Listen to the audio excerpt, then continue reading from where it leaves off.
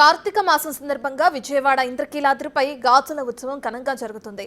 గాజుల అలంకరణలో దుర్గమ్మ భక్తులకు దర్శనమిస్తున్నారు. గాజుల అలంకారంలో ఉన్న దుర్గమ్మ దర్శనం కోసం భక్తులు తరలివస్తున్నారు. భక్తుల రద్దీ దృష్ట్యా అధికారులు ప్రత్యేక ఏర్పాట్లు చేశారు.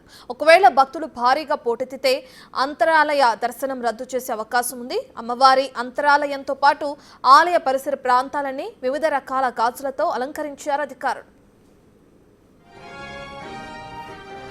మరిన్ని వివరాలని మా ప్రతినిధి నరసింహ అందిస్తారు.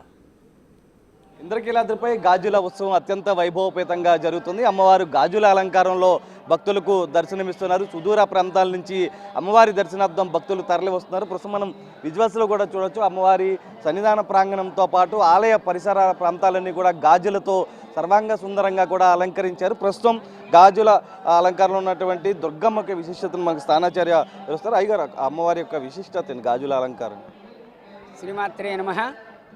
జగన్మాత దుర్గాదేవి ఆలయంలో వార్షిక ఉత్సవాల్లో భాగంగా నిత్యోత్సవ, పక్షోత్సవ, మాసోత్సవ, సాంవత్సరిక విశేష ఉత్సవాల్లో భాగంగా ఈ కార్తీక శుద్ధ విధియ నాడు భగిని హస్తభోజనము అనేటటువంటి యొక్క పర్వదినము. ఈ రోజున అమ్మవారికి గాజులతో అలంకరించడం ఆనవాయితీగా వస్తున్నది. యమధర్మరాజు తన చెల్లెలు ఇంటికి మృష్టాన్న భోజనానికి ఆహ్వానించినప్పుడు వెళితే ఆ యమధర్మరాజు యొక్క చెల్లెలు మృష్టాన్న భోజనం పెట్టి సంతుష్టి పరిచిందిట. అంత యమధర్మరాజు, ఎందుకనమ్మా ఇంత ఇది చేసి ఇవాళ నన్ను ఆహ్వానించావు, ఏం కావాలి నీకు ఏమి కోరిక అంటే, నాకేమీ కోరికలు లేవన్నయ్యా, ఈ రోజున ఎవరైతే అన్నగారిని పిలిచి వారికి భోజనం పెట్టి వారి నుంచి పసుపు కుంకాలు తీసుకుంటారో వారికి ఆజన్మాంతము కూడాను సౌమంగళ్య సిద్ధి కలగాలి. నువ్వు మృత్యుదేవతవి ఇది కాబట్టి నీ వల్ల ఎవరికి కూడాను మృత్యుభయం లేకుండా వరం అనుగ్రహించమని చెప్పని యమధర్మరాజు యొక్క సోదరి అడిగిందిట.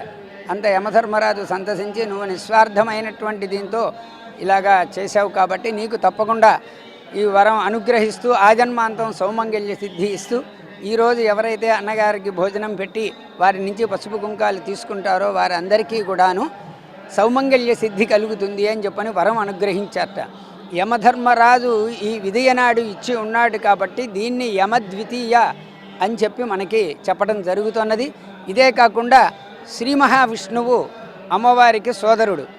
ఆయన అమ్మవారికి సౌమంగళ్య ద్రవ్యములు ఇచ్చి నమస్కరించినటువంటిది విశేషంగా చెప్పడం జరుగుతుంది మనకి పురాణంలో.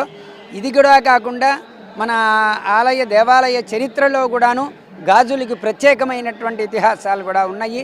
అందువల్ల ఈ రోజున ఎవరైతే అమ్మవారికి పసుపు కుంకాలు గాజులు సమర్పించి దర్శనం చేసుకుంటారో వారందరికీ కూడాను ఆజన్మాంతం సౌభాగ్య సిద్ధి కలిగి ఉంటుంది. ఇవాళ కార్యక్రమాలు ఏ విధంగా ఉండవు? ఈరోజు ప్రత్యేకంగా వైదిక కార్యక్రమాలు ఇవేమీ ఉండవండి.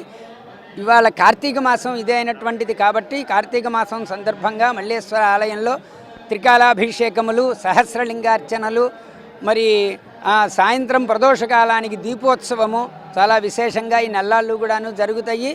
కాబట్టి ఈ నెలల్లోనే మనకి విశేషంగా భవానీ దీక్షలు కూడాను ప్రారంభమవుతాయి. కార్తీక శుద్ధ ఏకాదశి నుంచి 4 సోమవారాలు, మరి ఏకాదశులు, పూర్ణిమ, మాస శివరాత్రి ఇవన్నీ కూడాను లక్ష బిల్వార్చనలు కార్యక్రమం ఉన్నాయి.